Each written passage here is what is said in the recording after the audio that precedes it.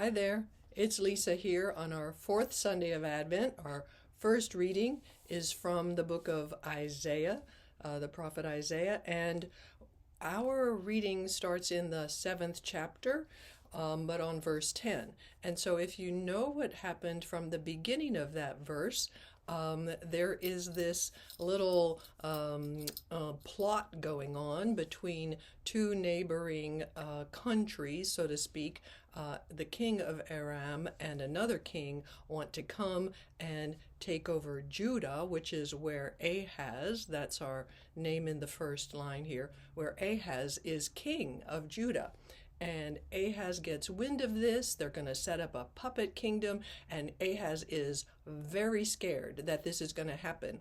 And so God tells Isaiah, go talk to Ahaz, go tell him they're just blowing smoke. This is not anything to worry about. I've got you covered, right? And then, because God wants to make sure Ahaz knows, he says, tell him to ask me for a sign. And that's where our reading starts today. The Lord spoke to Ahaz through Isaiah, right? Saying, ask for a sign from the Lord your God. Let it be as deep as the netherworld, like whatever you want, or as high as the sky. The sky is the limit, right? So this is like an amazing thing. God is saying, ask me anything, because I want to promise you, I want you to be secure that I am going to do this. But Ahaz answered, I will not ask. Okay, so I'm pulling my shoulders back. I will not ask. I will not tempt the Lord. So Isaiah told him to ask. So not only is he doubting God, he's doubting Isaiah. So then Isaiah gets a little annoyed. Listen, O house of David. So house of David is he's talking to the government there, the king. Is it not enough for you to weary the people? The people here have been, worried about what you're going to do about this invasion, and are they going to war? Must you also weary my God, like you don't even believe God? Therefore, the Lord himself will give you this sign. So if you can't ask, God is going to give you something. God is going to give you a sign that's so amazing it's impossible, right? The virgin shall conceive and bear a son, and shall name him Emmanuel. Alrighty, so there is quite a bit of emotion going on in this short little section.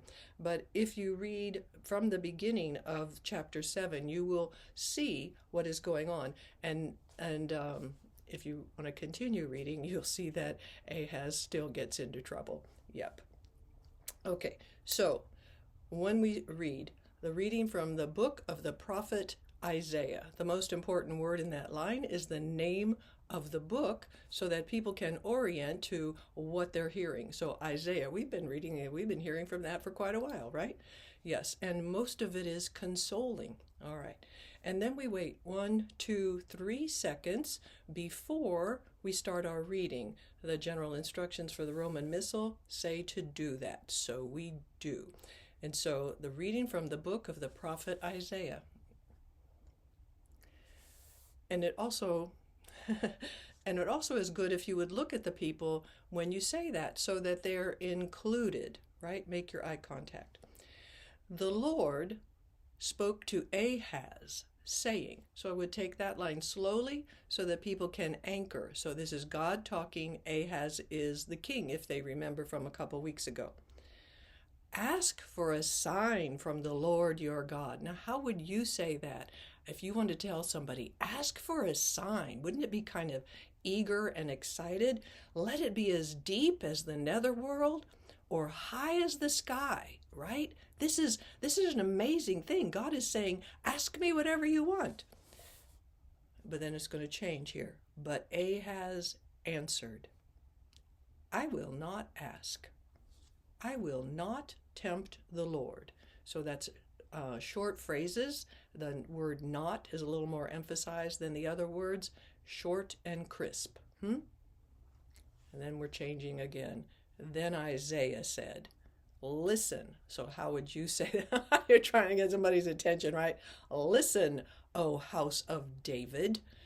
Is it not enough for you to weary people? Must you also weary my God? So that's making that a question, right? And a frustrated question. Therefore, the Lord himself will give you this sign. And what is that sign? So we're going to pause a little bit after that. The virgin shall conceive and bear a son, and here's our punchline, and shall name him Emmanuel, God with us. There you go. And then we wait 1, 2, 3 seconds again, and then we say, the word of the Lord, nice and strong, okay? So practice reading aloud 5 times so that you get your pacing and you're comfortable with the phrasing and which words you want to emphasize, and you can make eye contact when you really know these words. And that makes it more personal and real to the people. Words come off the page. There you go. And you speak for Isaiah, who is speaking for God. God bless.